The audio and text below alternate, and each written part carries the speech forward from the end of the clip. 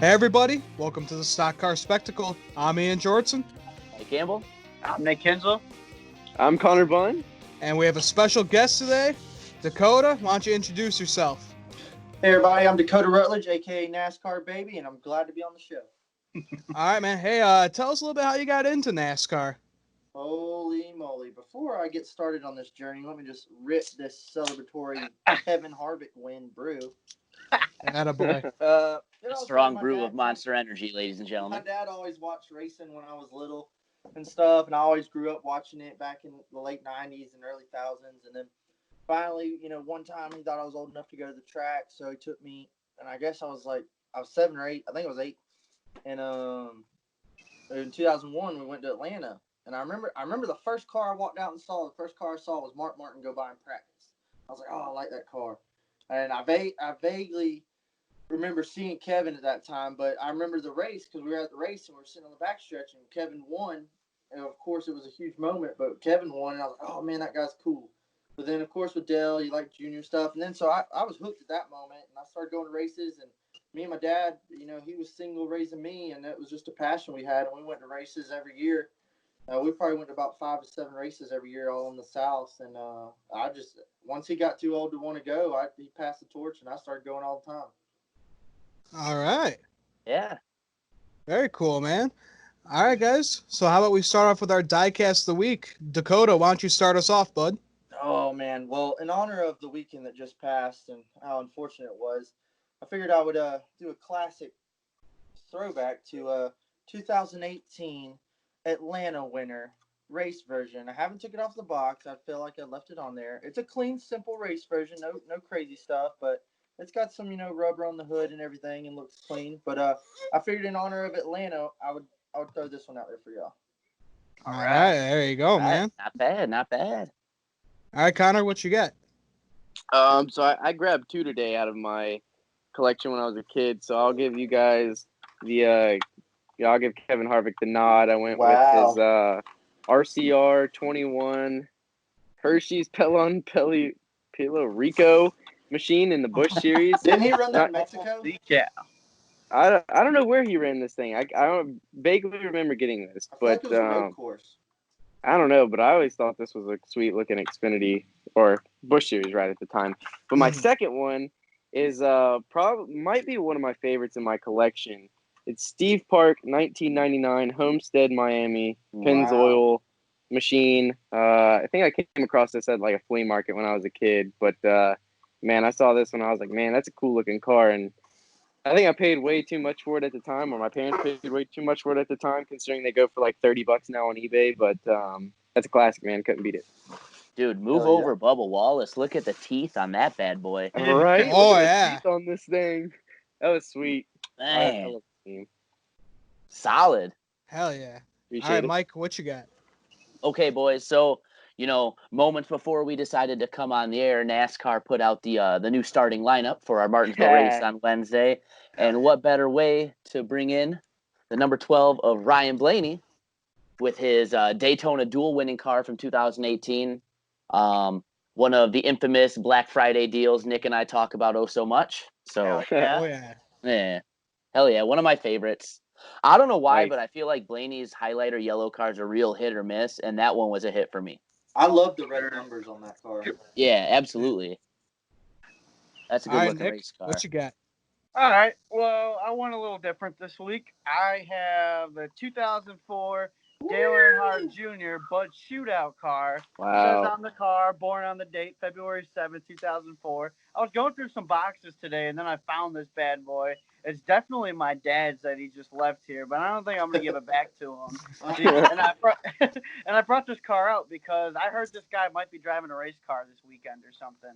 I don't know. Oh, yeah, that's right. I forgot about that. I totally yeah. forgot about that. Trip down memory lane Wow. for sure. He finished second in this race, and it's just a badass car for sure. I remember Daytona that year. It was so fun to watch those speed weeks. Oh, yeah. All right, guys. So for my diecast of the week, I have to bring out my first ever diecast that I have ever gotten. My dad got this for me when I was probably like 4 or 5 years old. It's Kevin Harvick's Tasmanian Devil car. It was for the Monte Carlo 400 at Hey. Richmond Raceway. I think he might have picked us up at Michigan Speedway. Hey, all right, there you go. I only got the 164. There you go. Yeah, I think my dad got this for me at like Michigan Speedway or something, and I've had this sitting in my room ever since I was a little kid. So had to bring out my first ever diecast. Heck yeah. Oh, Dude, yeah. I have vivid memories of racing with and against that car on NASCAR 2002, the video game. Oh yeah, Dude, there That's used to a be some cool classic, man. skins, 'cause I some still cool break skins. that bad boy out from time to time. I think the driving of that game was way ahead of its time, and the paint schemes are just unreal. So many people had like 7, 8, 9 paint schemes from a game from 2002. Like every car had like 8 to 10 paint schemes. and you didn't have to pay Exactly. extra for it. No, Right. I mean, you had to unlock one or two, but those were the good old days when you had to actually, beat Play the the game to game. get stuff, not buy everything. So It's Exactly. crazy. It's crazy how what money can get you in real life in racing, and it's crazy what money can get you in video games and racing too. Oh, Yeah, good I one. like it. All right, guys. So let's get into the. Oh, what happened to you, Nick? You all good? Good. Phone fell. All right, guys. So let's get into Atlanta Motor Speedway. We had the Truck Series race. It was the Vettix Camping World 200. We had Christian Eckes start on the pole from a random drawing. And some notables in this race, we had Kyle Busch, Chase Elliott, and John Hunter Nemechek. They were entered into this race. And then we got 6 to go in stage 1. Guys, we got a fox running on the track. This isn't the first time that this has happened this year. I think Mother Nature is trying to send a message to Fox Sports. Yeah. Absolutely. Yeah, So- you just never know what you're going to see in the truck series, man. That's almost not even that odd an occurrence in that racing series. You always get something wild in the trucks. So Right. Fox on Fox Sports. So now we're gonna see a peacock come on once we We're get getting free to advertising. NBC. Yeah, I better see a peacock run across Indy. Yeah. All right, guys, and then we got Kyle Busch. He goes on to win stage 1. Surprise, surprise. He's got a fast truck. And we get 9 to go in stage 2, and we got Austin Wayne Self stopped on the exit of turn 4. Chase Elliott and Kyle Busch, they were running for the lead there, and they almost got together. They almost got into Angela Ruck there. Thank God everyone slowed I down, thought it got was out of the game way. over. Oh, it looked like it was going to be messy. Yeah. Yeah, Yep. I was nervous. I was nervous for Angela Ruck holding the bottom there. It was only going to take one little slip for her to take out both Elliott and Kyle Busch, and then it was all hell was going to break loose. Can you Yeah, imagine if Kyle didn't make the gap and hit the wall? If he just hit that truck, how hard that would have been? I wouldn't put imagine it if he was past just him. like, oh. Did When- you guys happen to catch any of the audio from that part of the race? No. There was a part in the race where Kyle's crew chief said something to him about, hey, you're racing Angela Ruck here. And he made a comment back like, oh, man, this is my life goal to be racing against freaking Ruck. And then he made a comment back like, hey, man, at least she didn't speed on pit road. And then he's like, shut up. Yeah, I was going back and forth with somebody on Twitter over that, and I was listening to the 51 radio the whole time, and I never heard that conversation. So I don't know if I was toned out and just zoned out during that, but I don't recall ever hearing that from Danny Stockton and Kyle Busch. I don't know, maybe I was going nuts, but I wouldn't put it past Kyle Busch, but I didn't hear it. So, but it sounds like something Kyle would say. Oh, for sure. Oh, yeah. And we get Rowdy. He goes on to win stage 2. And we get 5 to go in the race. And we have Chase Elliott spinning out in the exit of turn 2. Just something I really didn't see coming out of this race. So he brought out the caution there. Those tires, man. That's Atlanta for you. Tears up those tires. And then we get Austin Hill. He was leading the race. He took the lead on the restart with 2 to go. But unfortunately, Mr. Grant Enfinger went to beat him out, and he went to get his 2nd win of the season, making that his 4th truck career win. So, guys, that was a crazy ending to the race right there. Dude, I hated it for Austin Hill. I'm not a huge Austin Hill fan, but he's from Georgia and like Atlanta, and he had that thing wrapped up before that caution came out, and I was like, oh man, it's cool for him. But then the caution came out, and I was like, oh crap! And Grant Enfinger just stole that thing on the outside. Yeah, that should have been Austin Hill's race, man. But I will say this. I think Austin Hill is going to be one to watch this year. I said that in our preview of the season show back in February. The kid ended the season strong last year, and he should have had that win had Chase Elliott not brought out the caution, but wins are going to come for the 16 truck Yeah. this season. Oh, he's going to be the top contender for the championship this year, without a doubt. Yeah, Yeah. he'll definitely be there. But you know me, I'm a Thor sport guy, so it's pretty cool to see Grant get the win. Grant, I'm still not convinced isn't the illegitimate child of Ward Burton or maybe his little brother or something. Just like Ward, he can't understand a word old Grant Enfanger says. But I love him. He's a good dude. I met him a couple times, so good to see I'm him glad a win. truck Good to see regular Thor sport won. running good again. So Oh, yeah. Yeah, Grant stole him another one this year. It seemed like he stole one at Daytona, and he definitely stole one at Atlanta. But hey, you got to put yourself in a position to be able to capitalize on that. So kudos to him. Yep. Hey, and that's big for his fourth career win. And what? Austin Hill, he's got about 4 or 5 wins now, right? Yeah, something like that. Because he But got 4 wins yeah. last year, I believe. I think Yeah. so. Last Well, yeah, one it was at ended good Homestead. for Grant Enfinger. It didn't end very well for Johnny Sauter. Got DQ'd, and he almost got a huge penalty for that tire. Like they were saying, the maximum penalty, he would have lost 75 points, which would have put him 65 out of the playoffs. That would have Wow. been nuts. He got lucky there. and the funniest thing to me about it was he got disqualified from 17th. So whatever you were trying to get away with really didn't work all that well. No. Not one bit. Were y'all there at Iowa last year when he lost all his religion on Austin Hill and just No. That junked him? was the first Iowa weekend. Me and Ian were at the second one, but I remember watching that. Yeah, that was pretty funny. Then he got suspended for who took over for him the next race? I can't remember. Mike Snyder?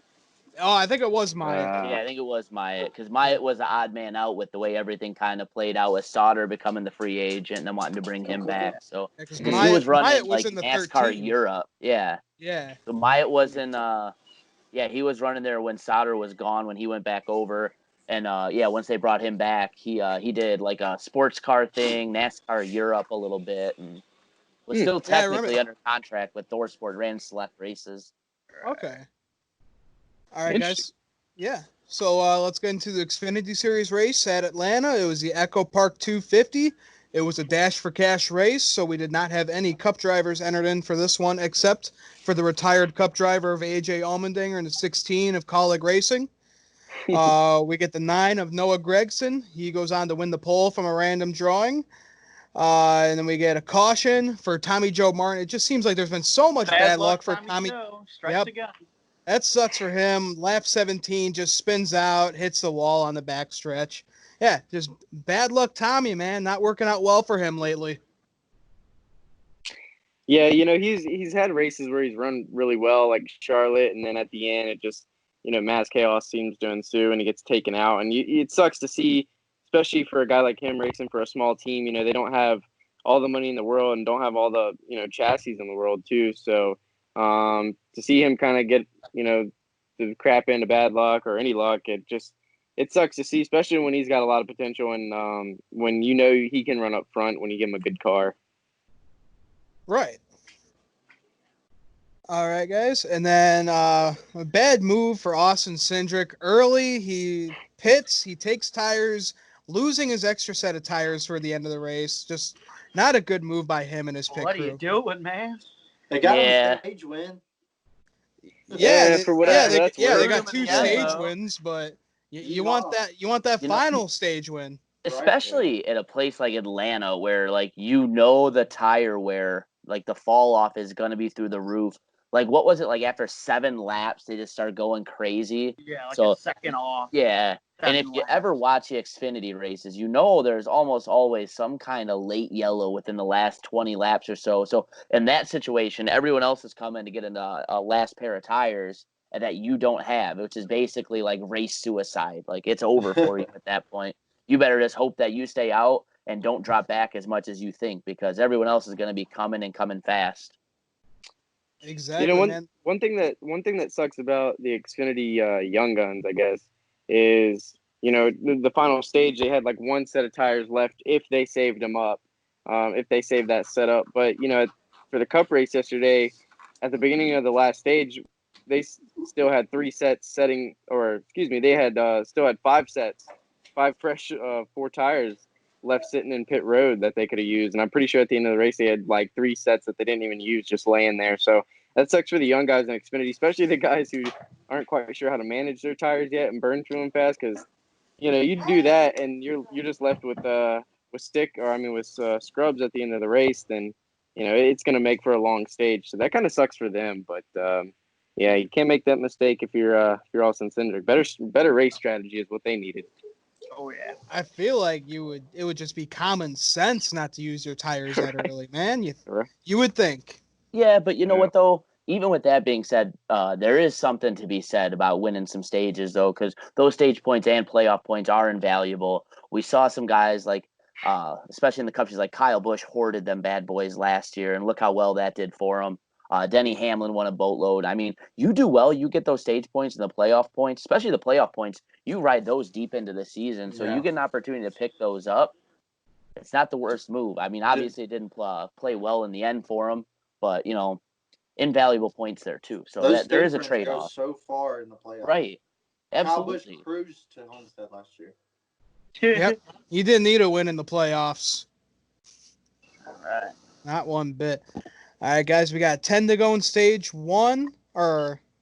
We got 10 to go in stage 2, excuse me.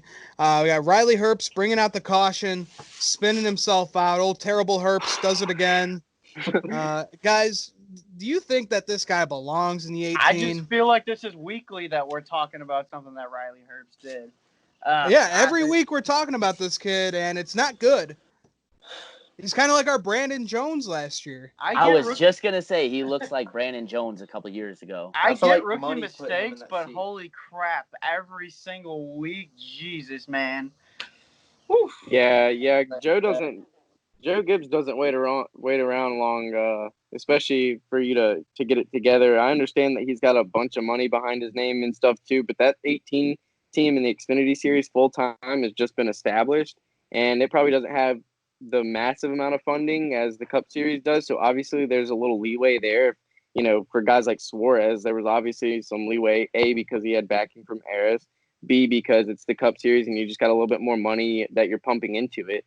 With the 18 car being, a freshly full-time ride in the Xfinity Series, I don't think Joe's really going to wait around long. I mean, after all, it is the Xfinity Series and, it is those 3 cars there, maybe with the exception of Brandon Jones, are rotational rides. Harrison Burton's not going to be in that 20 forever. Brandon Jones will probably be in the 19 until he's 55. But that 18 is a rotational ride. So it's like if you're not going to perform in there, somebody else is going to get it right in and do your job way better than you are. So I am getting a little worried about Riley. I know he's got a lot of money behind him, but you can't wait around long for guys who are wrecking the car every week. I remember when they put him in the 18, I was like, what? Like Riley Herbst in the 18, like, usually kind of guys do a truck season here, 1 or 2, and then they're probably gonna go to JRM or they're gonna go to Gibbs and Xfinity, but then it's just like, we're putting him in the 18. I was like, with Monster, what the hell? After a couple full seasons in ARCA, yeah. Well, when you're starting I guess not starting, but when you're elevating an Xfinity team like that to a full-time level, the main thing behind it, number one, is funding. And so you go to the guy who has the most funding and who can, bring sponsorship to the table for, 22 or however many races are in Xfinity. So it made sense on a funding aspect, but whatever made sense in the financial aspect is biting them in the fab shop. Dare I say Ricky Stenhouse Jr. 2.0 in the making here? Oh no. Is that 2 weeks in a row we've accused somebody being Stenhouse 2.0? I think so. We're getting ruthless, guys. Yeah, we're getting mean, guys. That's just a terrible thing to say. Terrible Hearst. I get it. He's terrible Hearst, man. All right, and then Austin Cindric using those tires, he goes on to win stage 2. And then we get a caution on lap 98 for the 92 of Josh Williams getting spun by good old Joe Graff Jr., man.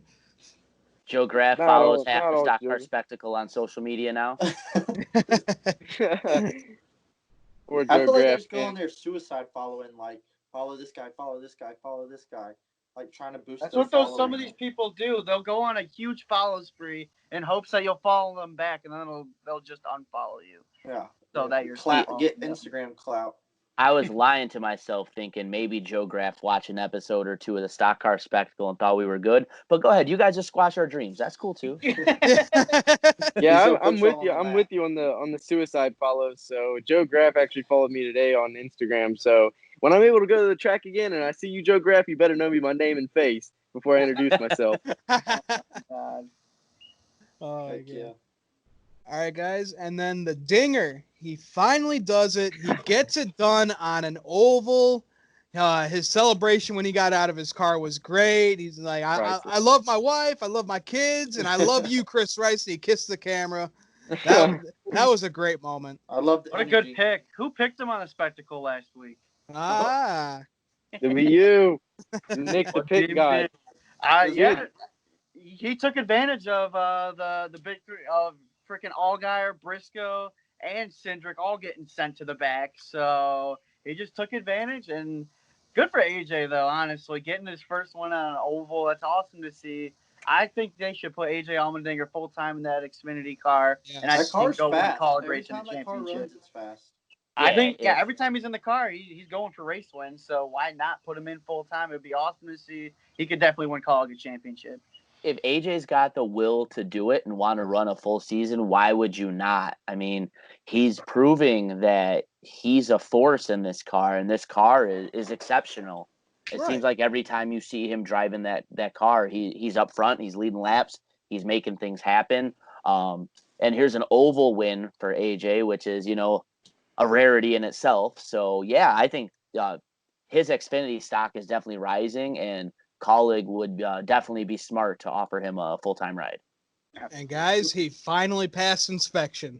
Hey. I think it's worth mentioning too. This coming Wednesday at Martinsville, he will be on standby for Austin Dillon. So I think that's worth mentioning as well. And he's running Homestead this coming up weekend for dad duty. What? Oh yeah. Austin Dillon's wife is supposed to give birth pretty soon. Okay, cool. Yeah, she's expecting soon, so he's on relief.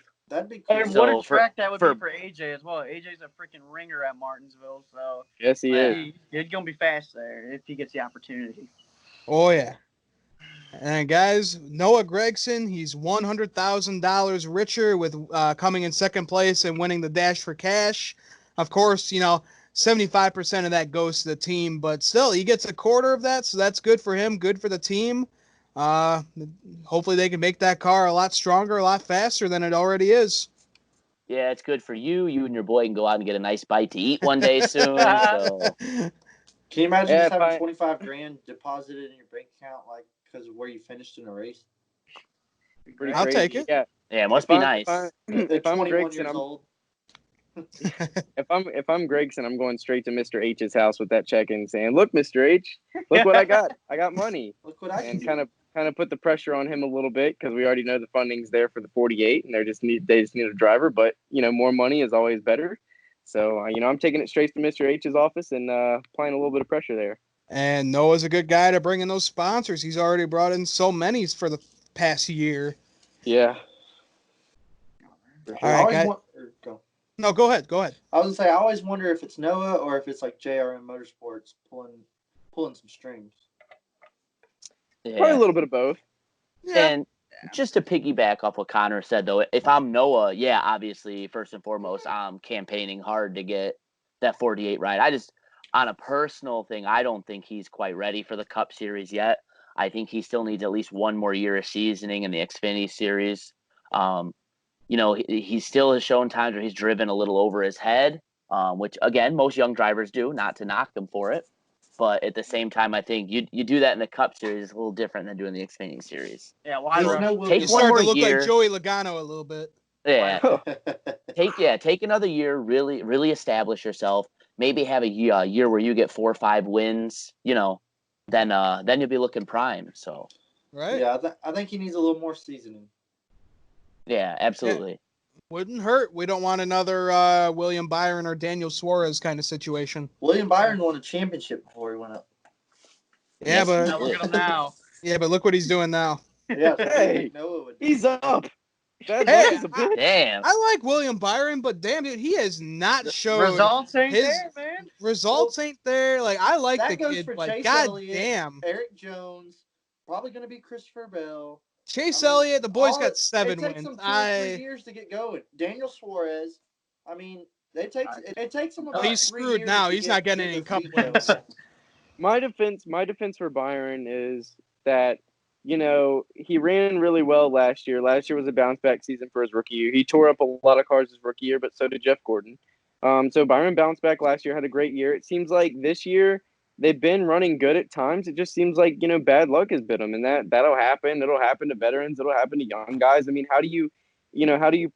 really, how's it your fault when on a pit stop that, a valve stem gets knocked off your tire and you cut a tire and hit the wall, and really just everything. He's been running in the top 5 most of the time that he's crashed. So I mean, you can't really blame the guy. I mean, he got Stenhouse at Daytona while running in the top 5. I mean, I give Byron a pass.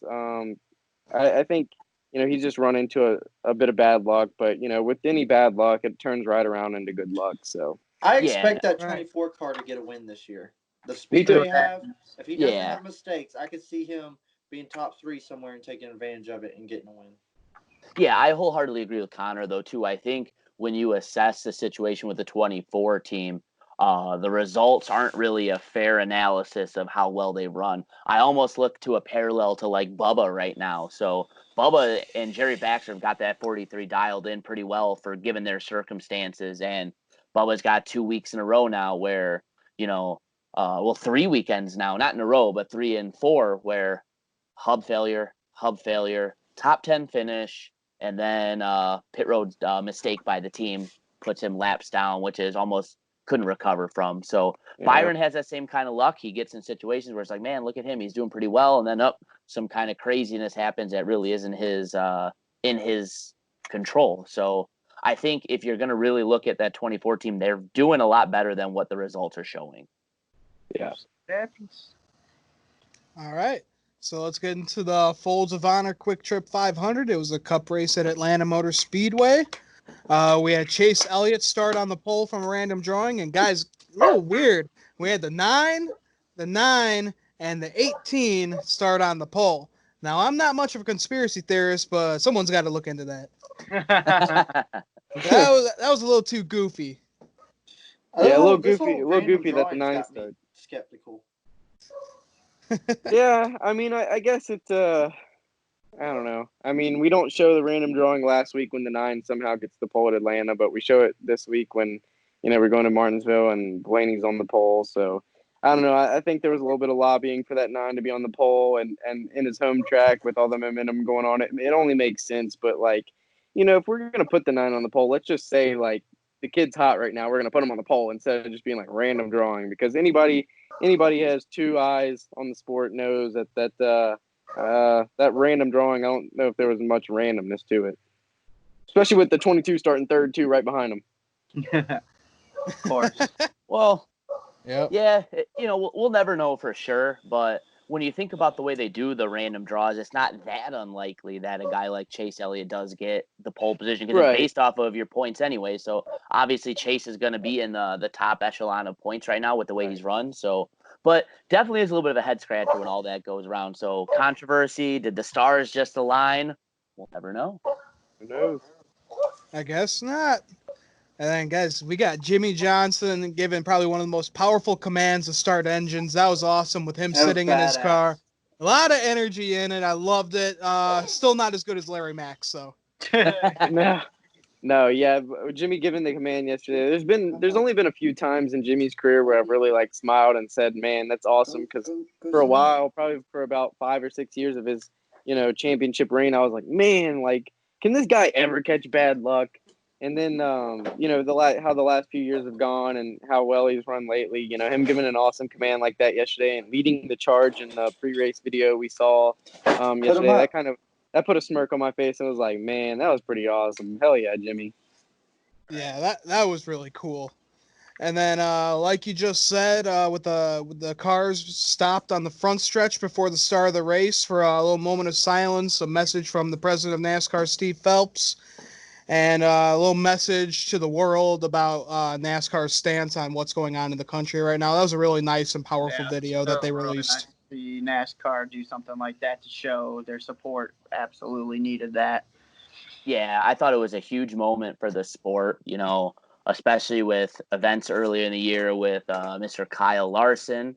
And then, at that time we talked pretty lengthily about, NASCAR's heritage and some of the stereotypes that kind of follow the sport as far as, just being the redneck sport and it's only for white people from the South and this and that. And the strides NASCAR's tried to make to break those. And I think this was a huge step in the right direction. I was really surprised to see you had like Deion Sanders and a whole bunch of people outside of our NASCAR community really, having good things to say about NASCAR, which is new. I mean, we've all kind of talked on here. The only time NASCAR's on ESPN or any of the major outlets is when something stupid happens and they got a chance to be like, oh, pesky rednecks are at it again. So, and you know what? They probably didn't mention this. Yeah. Yep. No, I heard it. I heard about it on ESPN radio today. I saw a bunch of tweets from mainstream media. So really good look for the sport. Really good to take a stand. Now let's keep it going. Let's not, just shy away from this again once the headlines are gone. Let's make sure this sport's inclusive for all fans. Yep.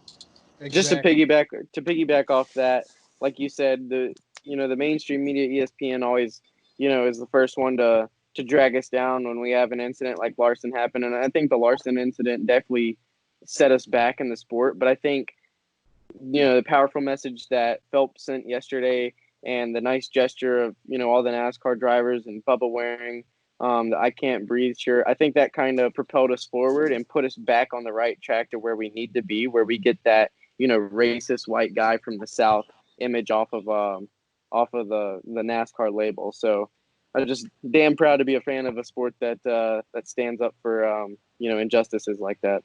Yeah. Yeah, and last thing I want to touch on with that really quickly, once again, results notwithstanding, it's a really proud day to be a fan of that driver, that 43. Bubba does it right. Bubba's spoken about this and brought it up with such class and grace and elegance that, like I said, just couldn't be prouder to root for that guy week in and week out now. Absolutely. Oh, yeah, exactly, man. All right, guys, and then we get Truex. He goes on to win stage 1, and that was his first stage win of the season. We're used to this guy's getting those back and forth, and to think that was his 40th stage win of his career when they started doing this in 2017. He's got 40 stage wins. I think he won like 20 of those in 2017. It just seemed like his championship year, stage winner MTJ, all the damn time. That was his first one of this year. Yeah, crazy. To think. And my buddy said that when he won stage 1, that his crew chief was finally like, stage winner MTJ, and then Truex was like, about damn time. Yeah. Like we haven't heard Clayton Hughes in a long time. Yeah, 2017, Clayton Hughes was almost like a cult hero. It's like I was doing that because my initials are MTG. So like, even when I play NASCAR, I win a stage, I'll be hanging with my buddy, stage winner, MTG. Yeah, it's encouraging to see those Toyotas have speed again yesterday. I think everybody's all harped on the Toyotas not being like what they were last year. So it was encouraging to see at least 3 of the 4 of them, or 5 of them, I guess, run up front yesterday. They've been fast. You listen to too much media hype. Maybe I do, but when your organization wins 19 out of the 30 some odd races, it's hard not to hold that expectation on them. It's hard to grip reality that that's just not going to happen again. But sometimes you get looped into it, so I'll take the fall for that. And guys, we got less than 10 to go in stage 2. John Hunter Nemechek takes out his teammate Michael McDowell. Man, we were just hyping up Michael McDowell on this show last week, and like Connor said it best. He might have made the grade this week. He's still failing the class. Still failing the damn class. And we just had one last thing to remind us: hey, John Hunter is still a rookie. Yep, that's true. Yeah, and he's been looking like a veteran all season. Holy crap! Yeah, we've been praising him up and down, left and right, and you finally got to see a little bit of that lack of experience on Sunday. Exactly. Hey, it's always going to show up one way or another. Oh yeah. All right, guys, and Truex, he goes on to win stage 2. That's his second stage win of the season. And we get Boyer. Yeah, he was having trouble with those tires all day. He was ripping them up. But he was So- Boyer fast gonna as Boyer, crap. man. He was fast as crap before they ripped up. Yeah, well, I happens think we to I think we found the reason why they were all ripped Yeah. up. Yeah. He was letting Johnny Klossmeyer burning up that left rear or that right rear, man. It's just they've had fast cars this year. I will give it to Boyer. He's been consistently faster than he was last year, Bad running up luck front in Boyer, good man. position. But it seems like they're just a tick off in the setup, or not even really the setup, but just like it's just the little things that knocks them out of races. And usually it's a tire, and that's frustrating to see. From a Boyer fan, from Boyer fans, that's got to be so frustrating. Oh man, I couldn't imagine. Yeah. Exactly. I mean, he shoved it to Martin Truex there in the second, or I guess it was the beginning of the last stage or second stage. No, stage 2. And, I mean, Martin Truex was coming up on his outside, and then he was like, no, I'm keeping this damn lead. And he took off, but then his tire woes or whatever. But, Yeah. I mean, he was racing his heart out in that 14 car. But in the end, Boyer going Boyer. What are you gonna do? Well, Yeah. Bad luck Boyer Boyer going Boyer. continues. Yep, had to bring it down late, losing his contention for the win. So that sucked to see because I always like it when Boyer wins. It's always a big party and Especially if it was in a Busch car, that would have been fabulous. Oh, right. Oh man. They need to put him in the Busch car more often because I think Clint and Kevin are the new Busch brothers. Yeah, fact. And then, guys, we get Kevin Harvick going on to win at Atlanta in the corn car. This is his third win at Atlanta, and it was really cool. A lot of people were disappointed he didn't do a burnout, but he did wave the 3 outside his window, and he did the Polish victory lap for Alan Kowicki. So that was a cool moment. Tradition for him in Atlanta, man. When he goes to victory lane, he's done it all 3 times. Yep, With the and 3 out the window. I was Harvick watching on him Harvick. on Instagram Live today. He was talking with NASCAR on there, and he said he doesn't want to do any burnouts until fans are back at the track because he wants to celebrate with the fans. Well, we want to watch on TV, you butthole. You're not doing it, Darlington? He did, but he said he doesn't want to do it anymore because he said it just felt so weird. Gotcha. I could see that, but But it's I still just want to see a surprising. burnout. Yeah, it's just surprising to see that's what his 3rd victory here. Yeah, he's and so dumb. he's led the most Right. laps here ever. I just No, feel really? like he should have about 13 victories here. Like he is just so good here. You know how many And- I've watched him lose in person? You know what sucks is just being down the road from the track and having a ticket to the freaking race and watching your driver on TV win the damn thing and just sitting there like, this is bullcrap. I mean, Yeah. what the hell? Hey I man, can you could have pulled a NASCAR Reddit guy who snuck into the track for a little bit. Then you probably get banned after that. I seen that and I was like, that should have been me. Yeah, it was crazy. I actually saw, when they posted Kevin's Atlanta stats on Fox yesterday, and someone made an interesting comment on Twitter. They were like, "I thought they called this guy the closer," and for most instances it's correct, but Atlanta for some reason the dude is led. I didn't realize how many laps he actually led there until I saw the stats they posted, and I was like, wow. And he only has, at the time, 2 wins to show for it. It's like, Jesus, man, this guy probably should have won here, for the last 7 years. That one Brad won when they sped on pit road with 12 to go. Yeah. Yeah, but you know what though? He definitely was the closer on Sunday. I mean, he had a weird race. Like he was pretty fast early, and then it seemed like the middle part of the race, he just kind of completely went away. I just remember sitting there when we were watching it with our group and just kind of being like, man, where'd he go? Harvick really hasn't been too much of a factor here until and then last part of the race, man, he turned it on, and the next thing you know, he got fast and he couldn't be They touched. figured out that setup, man. I think that is a quintessential Harvick race. But aside from pre-reconfigured Phoenix, I don't ever really recall Harvick dominating a race. It seems like he's there early. He shows his hand a little bit early, shows that he has speed. He'll fall back, 8th, 9th, 10th, mid-pack a little bit. And then, late in the race, he'll just charge up there. I've seen it. I can't tell you how many, Harvick wins I've been at. But it seems like every time I see Harvick win, like that's the strategy. It's very rare to see him win or dominate a race. I mean, correct me if I'm wrong. You guys are 2 Harvick fans. It depends which year you're watching. I guess Yeah. so. The But first yeah, lap, I don't know. the first Like lap that 2018, dude, he led- dominated like every race. The first lap he led in Atlanta was his 10,000th lap led was SHR. That's crazy. Yeah, that's insane. And he did that in 6 seasons. It's nuts. Yeah. Yep. Yeah. Just Well, goes to yeah. show, like, you know, switching from RCR to Stewart Haas Racing, how much that boy improved. Oh, yeah. Well, another thing in the RCR days was regardless of who his crew chief was, he always sucked at qualifying. Very rarely we qualified in the top 10. We'd always start, 20th, 25th, 30th, and the car would be badass fast and race trim. So then he'd plug his way and get all the way up there in the end. So by the end of the damn race, he'd pass him for the lead, and they'd be like, the closer. And it's like, yeah, if we just started How the up nickname front, is he would've born. been up there. Yep. Yeah, I think that, and also I think when he got rid of that damn truck team, and was able to put his focus more on Cup, and I don't know, maybe there is one other full-time Cup driver that should get rid of a Luna. damn truck team too. Probably. Oh, good one. man. And then, guys, before we close out the show, we did have Bubba Wallace. We did see him. He fainted a little bit with his teammates.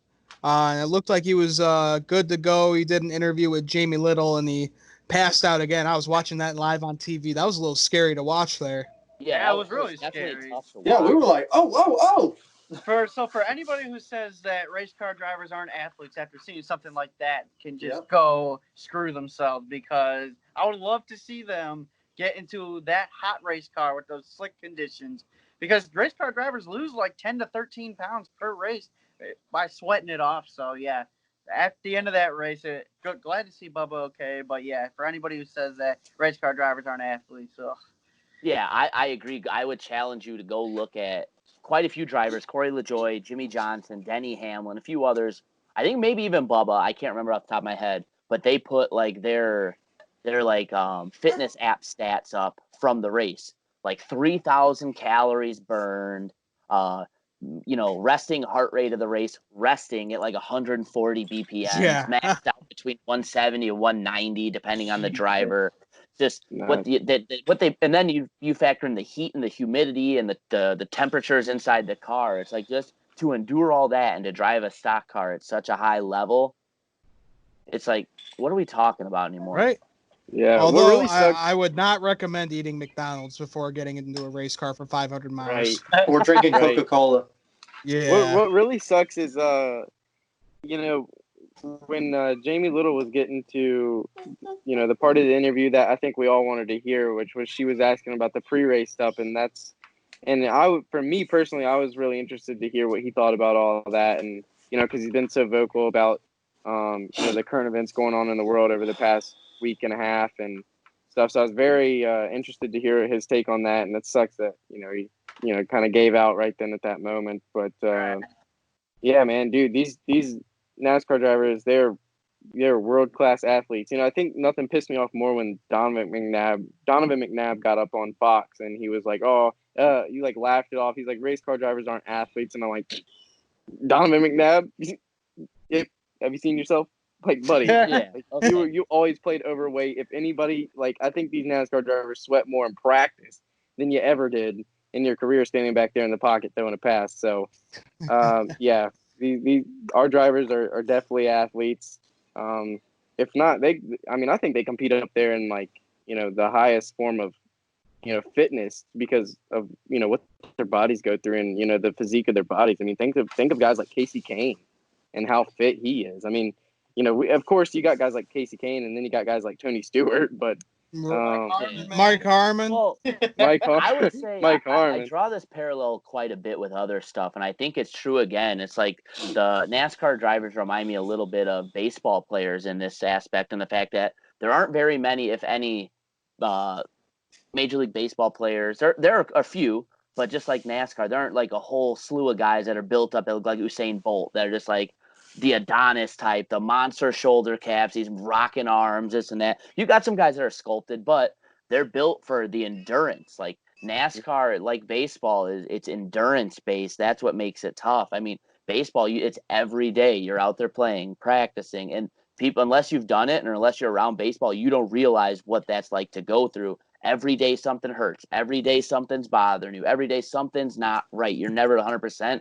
And I would almost guarantee you it's the same way for NASCAR drivers. Because look at all the wear and tear and fatigue these guys just put on their body on Sunday. Oh, guess what? We turn around and do it on Wednesday again. Yeah. So, Yep. Yep. They are athletes for sure. All right, guys. So I think that'll do it for our race review for the Stock Car Spectacle. I'm Ian Jortson. I'm Mike Gamble. I'm Nick Kenzel. I'm Connor Bunn. I'm Dakota Rutledge. And guys, Hey. make sure to follow us on Twitter and Instagram. Make sure to follow our good old buddy Connor on Twitter and Instagram as well. Make sure to follow Dakota Rutledge. They got a great Instagram and Twitter account. Yeah. Wait, hold on real fast. If he won't plug it, I'll plug it for him. Dakota also does an awesome YouTube series periodically called At the Line. He kicks ass on it. Check it out. I wasn't just going to put that in there, but yeah, check out my weekly show I'll try to do when I'm not working too much. It's called At the Line, and it's on YouTube, and I'll blast it on Twitter and Instagram. There you go. And you stream on Twitch, too, with NASCAR Heat. Yeah, if y'all want to follow me on Twitch on Friday nights, we go live at 10 p.m. You can watch me cuss and yell and about racing all these dudes that are way better than me. Hey, watch your language, man. Way better than me. We're getting there, man. We're getting there. Yeah, plug it away. Guys, make sure to follow our good old buddy Patrick Cotto with the Cotto's Mojo podcast. Follow our friends at Ashland Heddens Racing. Hopefully they should be starting up here soon this summer at Grundy County and up in Wisconsin. So that'll do it for us at the Stock Car Spectacle. Thanks for watching. Make sure to check out our shows next week.